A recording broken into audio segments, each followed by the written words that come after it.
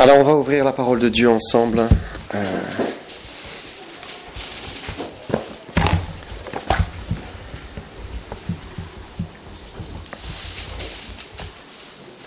Alors ce matin, j'aimerais commencer avec un premier passage, c'est celui qui nous parle de Siméon. On va prendre ensemble Luc chapitre 2, versets 25 à 32. Luc 2, versets 25 à 32.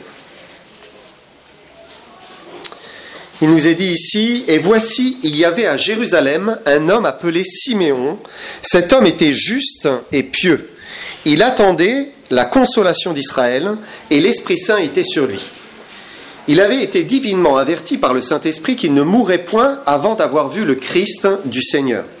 Il vint au temple, poussé par l'Esprit, et comme les parents apportaient le petit enfant Jésus pour accomplir à son égard ce qu'ordonnait la loi, il le reçut dans ses bras, bénit Dieu et dit « Maintenant, Seigneur, tu laisses ton serviteur s'en aller en paix selon ta parole, car mes yeux ont vu ton salut. Salut que tu as préparé devant tous les peuples, lumière pour éclairer les nations et gloire d'Israël, ton peuple. » Et Siméon a vu de ses yeux ce salut, le salut que Dieu avait préparé pour tous les peuples. Et ce vieil homme a eu l'incroyable bonheur de prendre le Fils de Dieu dans ses bras. Alors c'est une chose que de prendre l'enfant Jésus dans ses bras, mais c'en est une autre que de prendre le Fils de Dieu dans ses bras. C'est quelque chose, hein. Dieu lui avait promis qu'il ne mourrait point avant d'avoir vu le Messie, et la chose s'est accomplie. Et non seulement il a pris Dieu incarné dans ses bras, mais il a pris le salut de l'humanité dans ses bras. Il avait le salut de l'humanité. Le salut pour l'humanité passée, présente, de son époque et future. Et c'est quelque chose incroyable quand on imagine, hein, c'est posséder ce qui va sauver les autres entre ses mains. Il y a quelques années, il y a une chercheuse allemande discrète qui s'appelle Ute Strauer. Dans les années 2000, elle était au Canada et elle faisait des recherches sur l'Ebola. Et elle a trouvé le vaccin pour une souche de l'Ebola. Et en 2005, elle part pour l'Angola, sur un laboratoire de terrain. Et là, elle va voir beaucoup de personnes testées positives à l'Ebola. Et elle avait la solution. Elle avait le vaccin, l'antidote. Le seul problème, c'est qu'il était encore au Canada dans des congélateurs et que ça n'avait pas passé toutes les phases de test encore, etc. Et donc, quelle tristesse pour elle d'avoir la solution et de ne pas pouvoir la donner. Mais ici, Siméon, il tient la vraie solution du salut de l'humanité, de toute l'humanité. Et c'était l'antidote pour une maladie bien plus grave que l'Ebola. C'était l'antidote pour le péché qui donne la mort, qui condamne les hommes. Et donc, Siméon avait cette solution entre ses mains. Et ce n'était pas une seringue ou un flacon qu'il tenait entre ses mains. Ce n'était pas non plus une religion qu'il tenait entre ses mains. Ce n'était pas non plus une liste d'œuvres, de choses à faire qu'il avait entre ses mains. Ce n'était pas non plus quelque chose d'abstrait, une pensée, une philosophie de vie, une doctrine qu'il avait entre ses mains. Mais il tenait une personne entre ses mains. Et cette personne était le seul moyen de guérir l'humanité de son problème, la maladie du péché. Siméon a donc pris l'enfant Jésus dans ses bras et il a dit, versets 30 et 32, « Car mes yeux ont vu ton salut, salut que tu as préparé devant tous les peuples, lumière pour éclairer les nations et gloire d'Israël, ton peuple. » Et Jésus est, dans sa personne, il est le salut de l'humanité. La Bible dit, il n'y a de salut en aucun autre, car il n'y a sous le ciel aucun autre nom qui ait été donné parmi les hommes, par lequel nous devions être sauvés. Et Jésus est l'homme qui est venu sauver l'homme de la maladie du péché et de la condamnation. Et l'évangile, c'est très très simple à comprendre finalement. C'est une seule petite phrase. Pécheur perdu, Jésus a payé pour ton salut. C'est simplement résumé dans cela. Pécheur, tu es pécheur, il faut que tu le saches, et tu es perdu, tu es sous la condamnation à cause de tes péchés, mais Jésus a payé pour ton salut. Il a donné sa vie pour payer pour tes fautes. Et cette petite phrase très simple, elle ne doit pas être simplement comprise avec l'intelligence, mais avec le cœur, avec l'esprit. Ça doit descendre dans le cœur pour qu'on puisse voir, eh bien, comme Siméon, que Jésus est notre salut. Et beaucoup pourraient en témoigner ce matin. On n'a pas vu Jésus physiquement avec nos yeux, je veux dire physique, mais on l'a vu spirituellement. On l'a vu, on le voit avec nos yeux, avec les yeux du cœur. Et pour ma part, je pourrais dire, car mes yeux ont vu ton salut. C'était en mai 1994, mes yeux se sont ouverts sur la personne de Jésus-Christ. Et alors que c'était complètement étranger à moi, mais alors aux antipodes, très très loin, mais j'ai vu le salut qui était en Jésus et j'ai vu qu'il était réellement le salut. Tout à l'heure, Romuald nous a lu l'histoire des mages, qui se trouve en Matthieu 2, 1 à 18. Et quand vous lisez cette histoire des mages, vous voyez plusieurs personnages qui ont vu ou qui n'ont pas vu que Jésus était le salut de l'humanité. Et si Siméon a vu le salut de Dieu, on peut dire que les mages, ils ont vu aussi le salut en Jésus. Mais il y a eu tout un processus qui les a amenés à voir Jésus. Ils ne sont pas juste passés devant une maison en Israël en se disant « Ah tiens, Jésus, le salut de l'humanité ». Non, il y a eu tout un processus, des étapes qui les ont conduits jusque-là. Et de la même manière, si on veut voir Jésus en tant que salut, eh bien, il y a aussi un processus, il y a des étapes qui vont nous conduire jusqu'à lui. Regardez Matthieu 2 et on va relire versets 1 et 2. Jésus étant né à Bethléem, en Judée, au temps du roi Hérode, voici des mages d'Orient arrivèrent à Jérusalem et dirent « Où est le roi des Juifs qui vient de naître ? Car nous avons vu son étoile en Orient et nous sommes venus pour l'adorer. » Et tout d'abord, on voit que les mages ont su être attentifs aux signes qui leur étaient accordés. Ici, on voit, ils ont vu son étoile en Orient. Ça veut dire que, eh bien, ils savaient qu'un sauveur viendrait. Alors, eh bien, on peut se dire, probablement ils avaient des écritures, ils avaient une partie de la Bible, ils avaient lu des rouleaux, ils avaient lu des prophéties, et ils étaient aussi, eux, dans l'attente, dans l'expectative du Messie, sûrs que Dieu allait se manifester par sa parole. Alors, on ne sait pas à quoi correspond exactement cette étoile. Certains se sont dit, mais ça doit être une comète. Vous savez, les comètes font un cycle. Alors, on cherche parmi les comètes si on ne peut pas raccorder. Moi, mon opinion personnelle, c'est que c'était un ange. Puisque la Bible dit que les étoiles sont aussi un nom. Parfois, Dieu parle des étoiles comme étant les anges. Voilà, je pense que c'était un ange. Mais même si c'était un astre, ce qui est sûr, c'est qu'ils n'ont pas raté le signe. Quand le signe est venu, ils l'ont vu, et c'est ça qui est important. Dieu leur avait manifesté quelque chose au travers de l'étoile. En fait, il leur avait parlé. Et les trois mages ont été sensibles. Les mages ont été sensibles, pardon.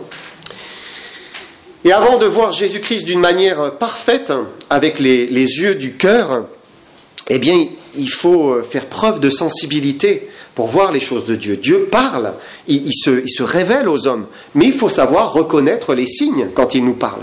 Sinon, le danger, c'est que Dieu parle, mais on passe au-dessus, on ne voit pas, et puis on continue sa vie comme si de rien n'était. Par quoi parle-t-il ou comment parle-t-il ? Dieu peut parler d'abord par les circonstances. Il peut permettre un enchaînement de circonstances, de faits qui sont destinés à nous faire réfléchir. Il nous interpelle souvent, nous montrant qu'il n'y a pas de hasard, en fait. Pas de hasard, aucun hasard. Moi, je sais qu'il y a 26 ans, il y a eu plein de concours de circonstances qui m'ont secoué, qui m'ont fait réfléchir. Je me souviens notamment, une fois, j'avais côtoyé une personne, vraiment pas la bonne personne, qui était certainement une très mauvaise influence pour moi. Et le jour où j'ai fait une démarche active vers Dieu, où je suis entré dans une église, quand je suis ressorti de l'église, j'ai vu cette personne passer devant moi, comme ça, et sans qu'elle me voie. Elle ne m'a pas vu, elle est juste passée comme ça devant moi. Et c'était comme si Dieu me disait, j'entends, mais cette direction-là, c'est terminé, c'est fini, c'est terminé. C'était très très clair pour moi, parce qu'il n'y a pas de hasard. Et Dieu parle, et il peut se servir de n'importe quoi pour nous parler, mais il faut savoir le reconnaître, être attentif aux signes. Dans les circonstances, il peut se servir d'un accident, il peut se servir d'un problème, d'un retard, d'un blocage, d'une maladie, d'une épreuve. Comme il peut se servir de rencontre aussi, une rencontre fortuite. C'est parfois une personne qui va nous dire des choses et on sait que là, Dieu est en train de nous parler au travers de cette personne. Même parfois des inconvertis, personnes qui ne connaissent pas Dieu, qui ne croient pas en Dieu, mais qui disent quelque chose et on sait que là, Dieu est en train de nous dire quelque chose. Et Dieu parle aussi bien sûr par des lectures. Quand on ouvre la Bible, il nous parle. Quand j'ai ouvert la parole de Dieu, je savais immédiatement que Dieu était en train de me dire quelque chose, parce que ça correspondait tellement à ce que j'étais en train de vivre dans ma vie, ça ne pouvait pas être un hasard. Il faut être sensible aussi, à savoir reconnaître quand Dieu nous parle, être ouvert à ce qu'il nous dit.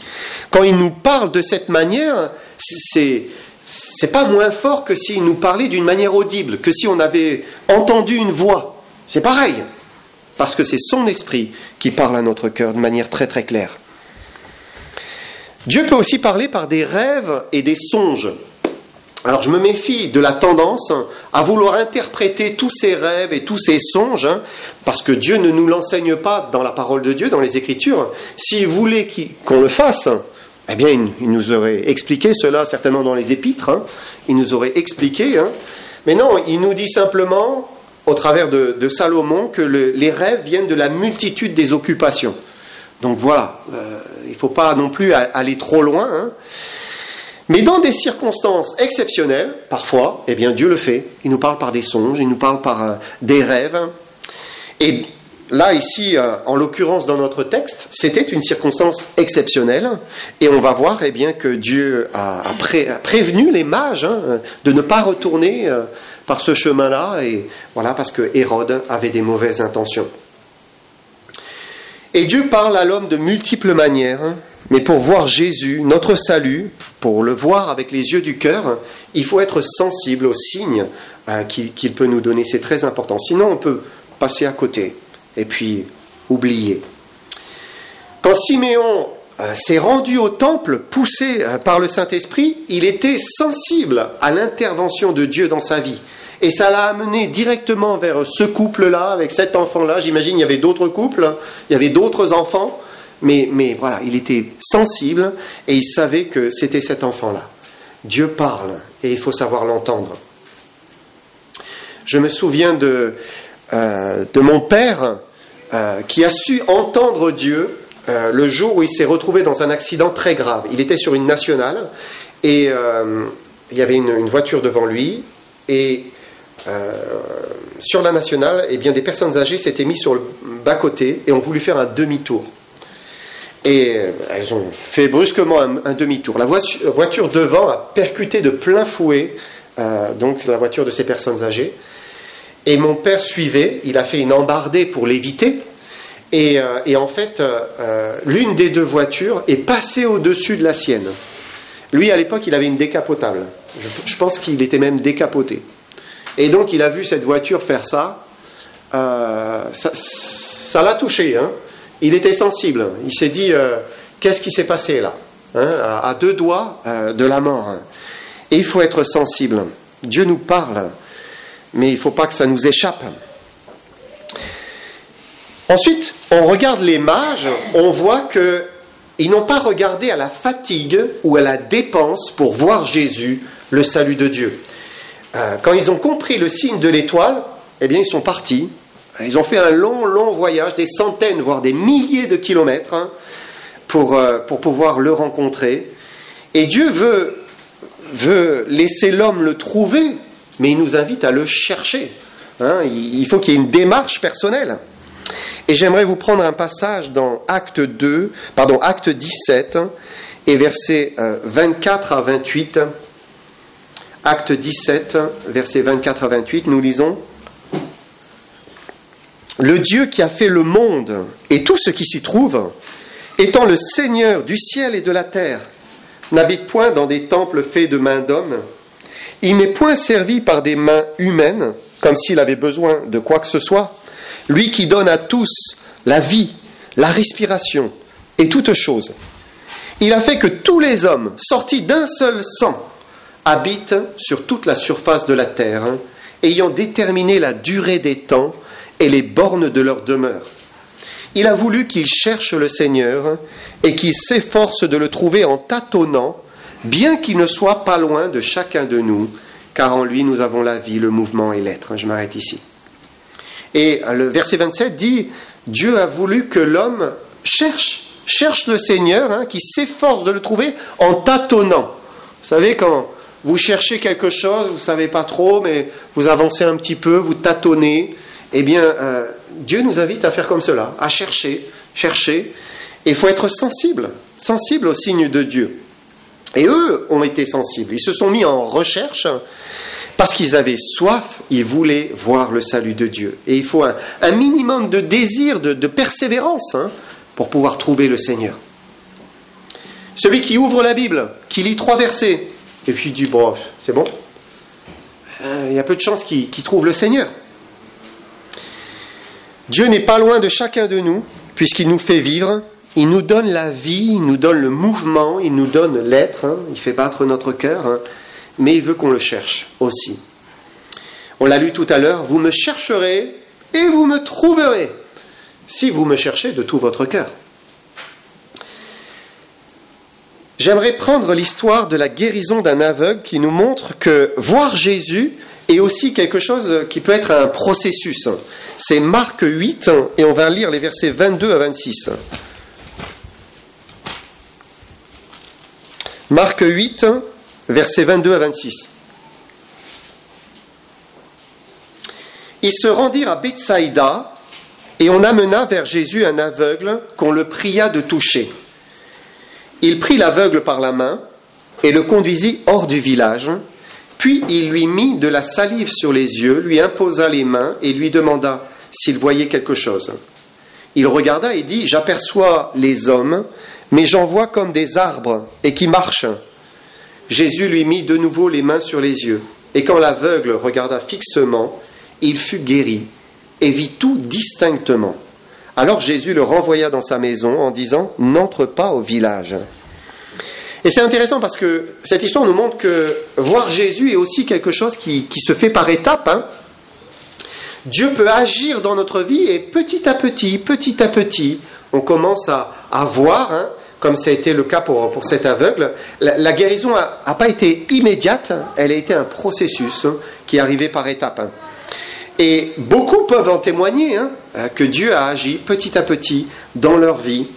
Jésus intervient dans notre vie, nous touche, et on commence à apercevoir quelque chose. Mais c'est flou, c'est trouble, voilà. Mais on aperçoit la vie véritable, et on sait que c'est la vérité, mais c'est comme les contours des vérités spirituelles. Vous voyez la vérité, mais d'une manière qui n'est pas encore parfaite. Et il y a un processus, comme pour cet aveugle. Jésus lui mit de nouveau les mains sur les yeux, et quand l'aveugle regarda fixement, il fut guéri et vit tout distinctement. C'est intéressant, Et là, ça y est, il a commencé à voir, c'est devenu très très clair, limpide, Jésus est mon sauveur. Il est mon salut. Et si on commence à voir des signes de Dieu, s'il nous parle, eh bien il ne faut pas s'arrêter en chemin. Il faut continuer à le chercher et alors on verra encore plus distinctement et on finira par voir qu'il est vraiment le salut de Dieu. Les mages, eux, ont continué, ils ont été sensibles jusqu'au bout et l'étoile les a menés jusqu'au lieu où il y avait le petit enfant. Elle s'est arrêtée. Et si on reprend Matthieu 2, versets 10 et 11, il est dit, quand ils aperçurent l'étoile, ils furent saisis d'une très grande joie. Ils entrèrent dans la maison, virent le petit enfant avec Marie, sa mère, se prosternèrent et l'adorèrent. Ils ouvrirent ensuite leur trésor et lui offrirent en présent de l'or, de l'encens, de la myrrhe. Voilà, les mages sont devant le salut de l'humanité, devant le sauveur du monde. Imaginez quel bonheur pour eux que de voir Jésus de leurs propres yeux, après toutes ces recherches, ces milliers de kilomètres parcourus. Et qu'est-ce qu'ils font? Immédiatement, ils se prosternent et ils l'adorent. Ça signifie que dans cet instant, ils reconnaissent qu'il est leur Dieu, sachant que Dieu est seul digne d'adoration. C'est quand même une scène particulière que on imagine plutôt des hommes d'un âge mûr, des mages, des sages, qui se prosternent devant un petit bébé, ici un petit enfant, parce que Dieu les a conduits là, et maintenant il est devant eux, et il est le salut de Dieu, pas de doute. Et il pouvait dire comme Siméon, « Mes yeux ont vu ton salut ». Et quand on voit réellement le salut de Dieu, on ne peut que se prosterner, on ne peut que l'adorer. C'est celui qui ne le voit pas. Alors lui, il n'est pas prêt à se prosterner devant Jésus, il n'est pas prêt à l'adorer. Mais celui qui le voit, il se courbe parce qu'il est convaincu de sa divinité, émerveillé par sa personne admirable. C'est ce qui s'est passé pour un autre aveugle dans l'évangile de Jean. Jésus l'a guéri, il lui a appliqué de la boue sur les yeux qu'il avait fait avec sa salive, et il lui a simplement dit « Va te laver au réservoir de Siloé ». Alors il est dit qu'il y est allé, et il s'en retourna en voyant clair pour la première fois, puisqu'il était né aveugle. Donc pour la première fois, il voyait. Donc il n'avait pas encore vu Jésus avec ses yeux physiques. Alors lorsque Jésus le rencontre, Jésus lui dit « Crois-tu au Fils de Dieu ?» L'aveugle répondit « Et qui est-il, Seigneur, afin que je croie en lui ?» « Tu l'as vu, lui dit Jésus, et celui qui te parle, c'est lui. » Et l'aveugle dit « Je crois, Seigneur. » Et il se prosterna et l'adora. Et quand Jésus rend la vue à quelqu'un, eh bien, voilà, il se prosterne et il l'adore, il le reconnaît pour son Dieu parce qu'il le voit. Alors là, c'est la vue physique, mais c'est exactement la même chose avec la vue spirituelle. Quand Jésus rend la vue, donne la vue de le voir spirituellement, le cœur reconnaît, il se prosterne, il adore, parce qu'il est le salut de l'humanité. Il tombe à genoux. Et même, ce cœur-là, il a envie de lui donner ce qu'il a de meilleur. Il lui offre tout. Et les mages lui ont ouvert leur trésor, de l'or, de l'encens, de la myrrhe, pour le roi des rois, le seigneur des seigneurs. Alors, est-ce qu'on voit le salut de Dieu en Jésus-Christ, qu'il est notre salut? Et on veut l'adorer, on veut se prosterner. Dans le texte, il y a une personne qui n'a pas vu le salut en Jésus-Christ, c'est Hérode. Pourtant, Jésus était né pour Hérode aussi. Hérode faisait partie de l'humanité. Mais il n'a pas vu. Il n'a pas vu en Jésus le salut. Et c'est normal qu'il ne l'ait jamais vu parce qu'il a agi complètement à l'opposé des mages. D'abord, Hérode n'a pas été du tout sensible aux signes que Dieu lui donnait. Puisque lorsque les mages sont arrivés avec cette question, où est le roi des Juifs qui vient de naître? Hérode est troublé et tout Jérusalem. Et on lit versets 4 à 6. Hérode assembla tous les principaux sacrificateurs et les scribes du peuple, et il s'informa auprès d'eux où devait naître le Christ. Ils lui dirent à Bethléem, en Judée, car voici ce qui a été écrit par le prophète.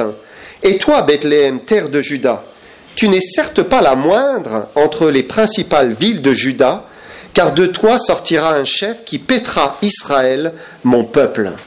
Donc Hérode a entendu ici une prophétie claire que c'était à Bethléem que naîtrait le Messie, le roi des rois. Et c'était fort, c'était une parole divine qu'il entendait de son temps et qui s'est accomplie de son temps. Mais est-ce qu'il a été touché? Pas du tout, pas du tout. Il n'a pas du tout entendu la voix de Dieu qui lui parlait.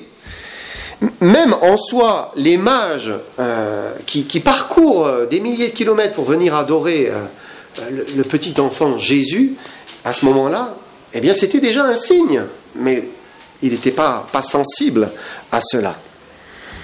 Il n'a rien entendu parce qu'il ne voulait pas voir les signes de Dieu. Et quand on ne veut pas voir, eh bien on reste aveugle.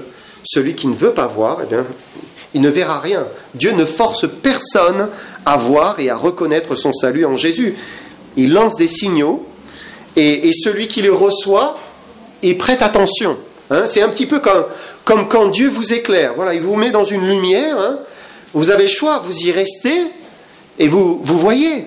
Ou vous dites, oh non, ça me dérange trop cette lumière, je vais sortir. Je vais sortir du champ là et je vais rester dans les ténèbres. Et si on reste dans les ténèbres, eh bien on ne verra plus rien. Ça sera terminé. Terminé. Et ça sera trop tard. Hérode, lui, n'a pas voulu voir le salut de Dieu. Il est sorti. Il est allé dans les ténèbres. Alors c'est la raison pour laquelle il ne s'est même pas déplacé pour aller voir l'enfant. Quand il a appris, hein, il a simplement dit aux mages, allez, et prenez des informations exactes sur le petit enfant. Quand vous l'aurez trouvé, faites-le moi savoir, afin que j'aille aussi moi-même l'adorer. Et ça montre qu'il n'y avait aucune recherche personnelle, aucun vrai intérêt, aucun désir, aucune volonté de faire un effort pour voir Jésus. Et si l'homme ne veut pas du tout s'intéresser, lire les Écritures, chercher le Seigneur, il ne le verra jamais. Parce qu'on l'a lu tout à l'heure, Dieu n'est pas loin de chacun d'entre nous. Il est là, il est présent, hein, il est autour de nous. Hein, mais il veut qu'on s'efforce de le chercher en tâtonnant, qu'on fasse une démarche vers lui. Et alors là, s'il y a cette démarche, hein, si on veut rester dans la lumière, alors il se montre à nous. Il se révèle petit à petit, et après on le voit nettement. Hérode n'avait pas de persévérance dans ce sens. Et le résultat, c'est qu'il est tombé dans une folie meurtrière, hein, puisqu'il a été plongé dans les ténèbres les plus sombres, hein, et il est devenu fou, hein, jusqu'à faire tuer tous les enfants de moins de 2 ans. Certainement parce que, bien sûr, il croyait que le Messie allait peut-être déstabiliser un peu son pouvoir, hein, pouvoir que Rome lui avait accordé. Il allait peut-être être détrôné, alors il ne voulait pas de problème. Alors il a cherché plutôt à l'éliminer. Et donc c'est dramatique, parce que celui qui ne veut pas voir le salut de Dieu, il peut devenir un ennemi finalement du salut de Dieu. Il s'oppose complètement à Jésus-Christ. Alors que Jésus était aussi venu pour lui. Jésus était aussi le salut d'Hérode, mais il ne l'a pas voulu. Alors, juste après, au verset 19, on lit que Hérode est mort. Hérode est mort, hein, mort dans son péché, mort sans salut, mort sans avoir saisi cet antidote au péché et à la mort. Hein. La Bible dit clairement que le salaire du péché, c'est la mort éternelle. On lit ce verset, l'âme qui pêche, c'est celle qui mourra. C'est mathématique. Mathématique. Le pécheur est d'ores et déjà condamné à cause de son péché. L'âme qui pêche, c'est celle qui mourra. Si quelqu'un n'a jamais péché, alors tout va bien. Parce qu'il est innocent. Il ne sera pas jugé. Mais si quelqu'un a commis un péché, il est d'ores et déjà condamné. Il est condamné puisque le salaire du péché, c'est la mort. À moins de recevoir les signes que Dieu nous envoie. À moins de rester dans la lumière, hein, d'être comme Siméon et de finalement voir le salut en Jésus-Christ, hein, qui est mort pour nos péchés. Mais pour voir cette vérité, c'est pas simplement avec l'intelligence, hein, c'est une démarche du cœur. Et c'est en persévérant, comme les mages, dans une recherche sincère de la vérité. Alors, ça commence à devenir de plus en plus clair. Et après, on le voit d'une manière évidente. On croit. Et on se prosterne devant notre Dieu, parce qu'on voit tout distinctement, avec clarté, avec précision. Et là, on l'adore de tout notre cœur. On va s'incliner dans la prière. Père éternel, je te rends grâce de t'être révélé à nous comme le salut de l'humanité. Merci pour nous avoir donné Jésus-Christ, ton Fils. Merci de l'avoir envoyé pour mourir pour chacun d'entre nous. Merci parce qu'il a pris la somme de tous nos péchés. Tous nos péchés, absolument tous nos péchés. Il a subi le jugement. Il a versé son sang. Il a donné sa vie afin d'expier tous nos péchés. Merci parce que par sa mort, tu nous donnes un salut total, parfait, complet. Merci parce que c'est simplement par la foi. simplement par une repentance sincère, un acte de foi. Seigneur, je te prie pour que si quelqu'un encore ici n'a pas accepté Jésus-Christ dans son cœur, il puisse le faire ce matin.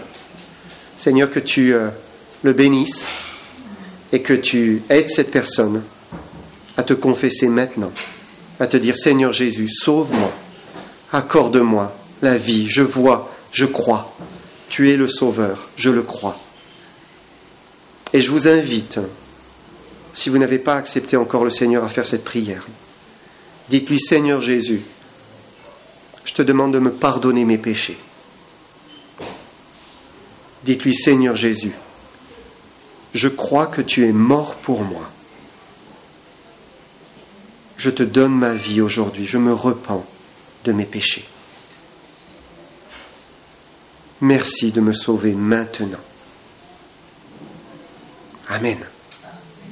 Seigneur, bénis chacun ici et que chacun puisse vraiment te connaître, avoir la paix du cœur et te voir et t'adorer.